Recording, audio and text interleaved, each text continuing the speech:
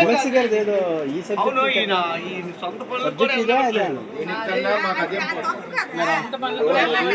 Subject MLC గారు లేరని bank పనికి వెళ్తాను తర్వాత నెక్స్ట్ ఎపిసోడ్ అది. సరే ఎవరు పెట్టలేదు కదా స్టోరీ.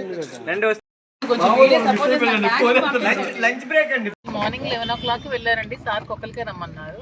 సార్ ఒకరే వెళ్ళారు స్టేషన్ కి. సార్ డ్రైవర్ వెళ్ళారు. వెళ్ళిన 1 hour తర్వాత నుంచి సార్ ఫోన్ స్విచ్ ఆఫ్ వస్తారు.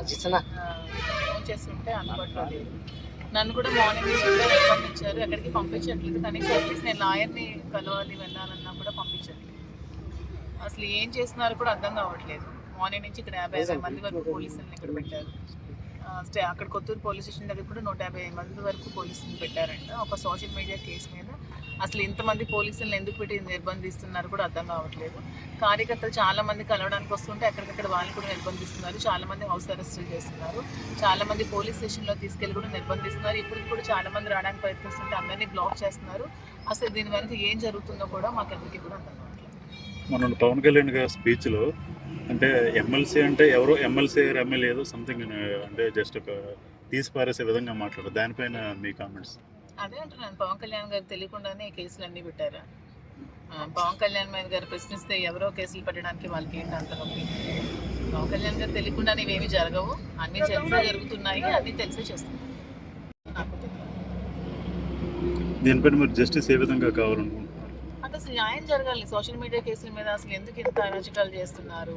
ఎన్ని కేసులు లేవు సోషల్ మీడియా కేసులు స్టేట్లో, వాటన్నిటి మీద ఎలాగే యాక్షన్ తీసుకుంటారా? ఒక్కరిని ఎదుర్కోవడానికి ఇంతమంది పోలీసులా? అక్కడ 150 మంది పోలీసులు ఏంటి, ఇక్కడ 50-60 మంది పోలీసులు ఏంటి? నన్ను ఎందుకు నిర్బంధిస్తున్నారు? నన్ను ఎందుకు బయటకు వెళ్ళనివ్వట్లేదు? నాకు స్టోర్ ఓపెనింగ్ ఉంది July 4th. చాలా వర్క్స్ ఉన్నాయి, ఎక్కడికి బయట అడుగు పట్టనివ్వట్లేదు.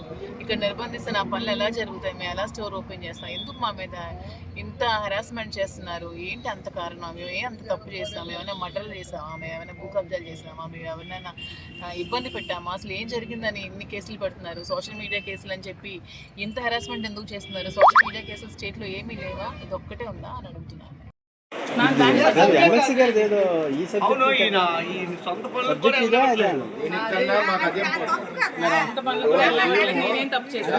ఎమ్మెల్సీ గారు లేరని బ్యాంక్ పనికి వెళ్తాను తర్వాత నెక్స్ట్ ఎపిసోడ్ అది. సరే ఎవరు పెట్టలేదు కదా స్టోరీ. మార్నింగ్ 11 o'clock వెళ్ళారండి. సార్ ఒక్కరికే రమ్మన్నారు. సార్ ఒకరే వెళ్ళారు స్టేషన్ కి. సార్ డ్రైవర్ వెళ్ళారు. వెళ్ళిన 1 hour తర్వాత నుంచి సార్ ఫోన్ స్విచ్ ఆఫ్ వస్తారు. ఫోన్ చేస్తుంటే అందుబాటులో లేదు.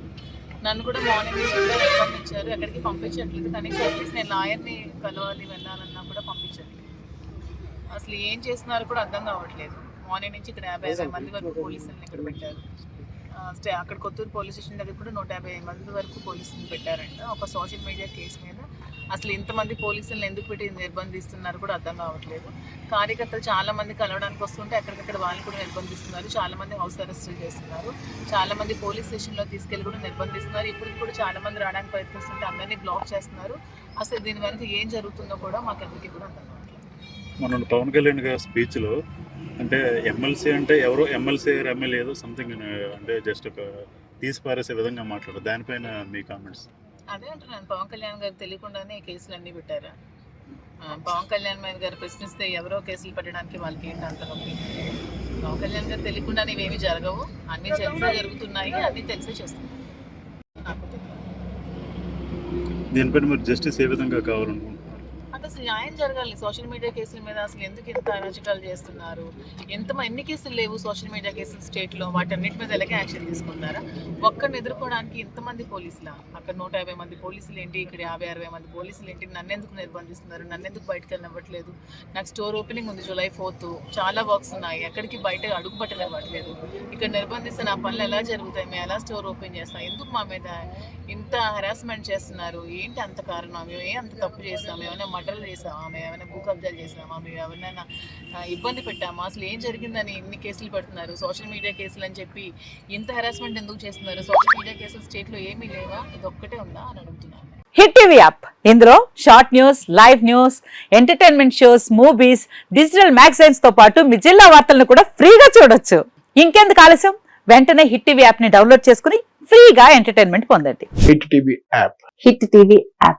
please download Hit TV app. Hit TV యాప్ని ఫ్రీగా డౌన్లోడ్ చేసుకొని ఎంజాయ్ చేయండి. మీకు నచ్చిన ఎంటర్టైన్మెంట్ కోసం హిట్ టీవీ యాప్ ని ఫ్రీగా డౌన్లోడ్ చేసుకుని ఎంజాయ్ చేయండి. హిట్ టీవీ యాప్ ని డౌన్లోడ్ చేసుకుని ఆస్వాదించండి, ఆశీర్వదించండి. ఇంతమంది సెలబ్రిటీలు హిట్ టీవీ యాప్ ని డౌన్లోడ్ చేసుకోండి అని చెప్తున్నారంటే ఎంత మంచి యాప్ ఆలోచించండి.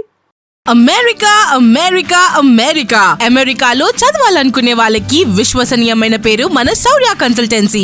UK లో 1 year masters, UK లో 1 year masters, 2 years work permit up to 5 years visa. Contact Saurya Consultancy. Contact 89851 89851.